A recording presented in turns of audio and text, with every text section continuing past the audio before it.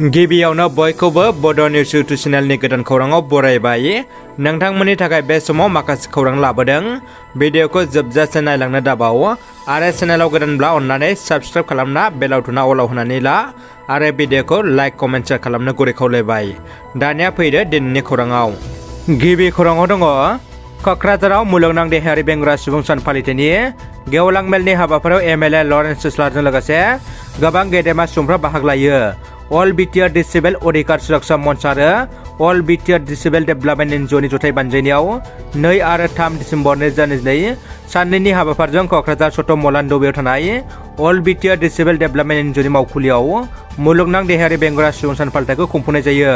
मख'जाथावदि मैयानि बे मुलुगनां देहायारि बेंगुरा सुबुं सान फालिथायनि गेवलां मेलनि हाबाफारियाव बाहागो लायो एम गौतम दास, एमएलए लरेन्स सिस्लारि, एम रेवरा नार्जारि, एमसिएलए दनेश्वर गयारि, लोगोसे गोबां दैदेनगिरिफोर आरो मावख'आरि बिफानारिफोर, गुबुन गुबुन जायगानिफ्राय फैनाय अल बिटिआर डिसेबल अधिकार सुरक्षा मंचनि गोबां बिबानगिरि सोद्रोमाफ्रा हिन्दु मुस्लिमनि सायाव गनायथाव बिबुंथि होनायखौ आयेन बायदियै बड'लेण्ड आजमलनि सायाव राहा लायैखौ रागा जोंदों लरेनज्योति गगৈ बिथाङा।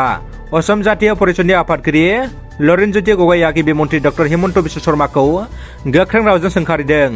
लरेनज्योति गगৈ बिथाङा बुंदोंदि आसामाव मन्त्रि एमएलएफ्रा जेबो गोहो गैया, बिथांमोना खालि मुङावल', गासिबो खामानि आरो गोहोआनो गिबि मन्त्रि डक्टर हिमन्त बिश्व शर्मायाल'। फुराना बिजेपिनि दैदेनगिरिफ्रा जेबो गुरुत्व गैला होनना बिथाङा बुंथियो। अदालगुरि जिल्लानि भेरगावनि जुगुरिपारायाव माइ बायनाय मिरु बेखेवदों प्रमद बर'आ।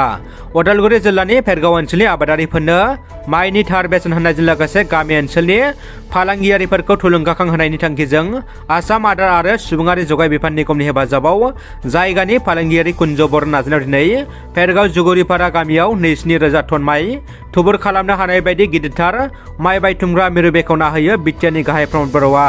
दिनैनि बे हाबाफारियाव हेफाजाब होफायो बिटिसिनि एमसिएलए दिलीप कुमार बर', इउपिपिएल मिरुनि दैदेनगिरि बाबुल बसुमतारिजों लोगोसे ओनसोलनि मख'जाथाव सुबुं आरो रायजो राजाफ्रा बाहागो लायो। माइ बायथुमग्रा मिरु बेखेवनानै प्रमद बर'आ बे मिरुनि गेजेरजोंनो ओनसोलनि आबादारि रायजो राजाफ्रा गोबां मुलाम्फा जागोन होनना बुंथियो। बोसोरफ्रोमबो 3 दिसेम्बर अक्ट'खौ हारिमायारि बेंगुरा सान फालियो। मुलुगनां बेंगुरा सानाव रायजोनाङै मुवा बेसाद बायदिखौ बेंगुराफोरनो रानना होदों।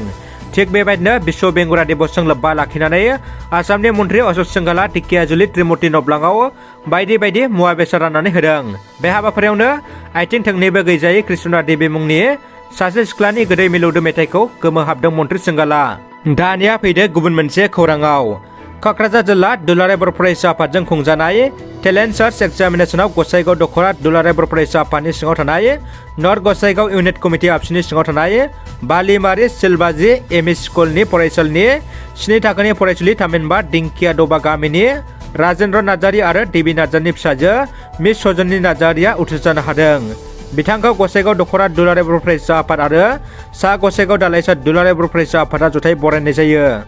आसामनि गिबि मन्त्रि डक्टर हिमन्त बिश्व शर्मा बिथांनि फैनो गोनांखौ बरायनो थाखाय गिबि खौरां मेल खुंदों। कमतापुर अट'नमास काउन्सिलनि खुंगिरिफ्रा आसामनि गिबि मन्त्रि डक्टर हिमन्त बिश्व शर्माया फैगौ 5 दिसेम्बराव बङाइगाव दावबायफैगोन। बै सानखालि गिबि मन्थ्रिखौ बरायनो थाखाय थियारि जादों।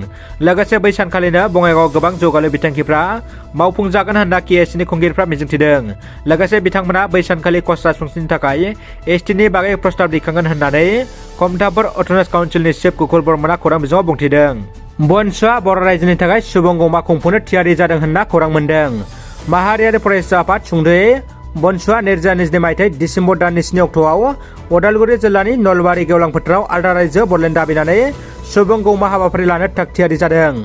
बड'लेण्ड सोमावसारनायनि गिबि मुंख्लं सुजित नार्जारिनि आंगो बिफा रुंसारि मंगलसिं नार्जारिनि गोथार सारादुखौ फैगौ 14 दिसेम्बराव एबसु आरो रुंसारिनि नखरजों जथाय खुंफुंनो थाखाय थि खालामबाय। बेखौनो मैया मिरु एबसुनि आफादगिरि दिपेन बर'नि दैदेननायाव मिरु आरो क'क्राझार जिल्ला एबसु जथाय सारादु खुंगोन थावनिखौ नागिरहैयो। दानिया फैदो जोबथा खौराङाव। United forum of exchange debate central कमिटिनि सेथि मावफुं मेल जानो थांबाय।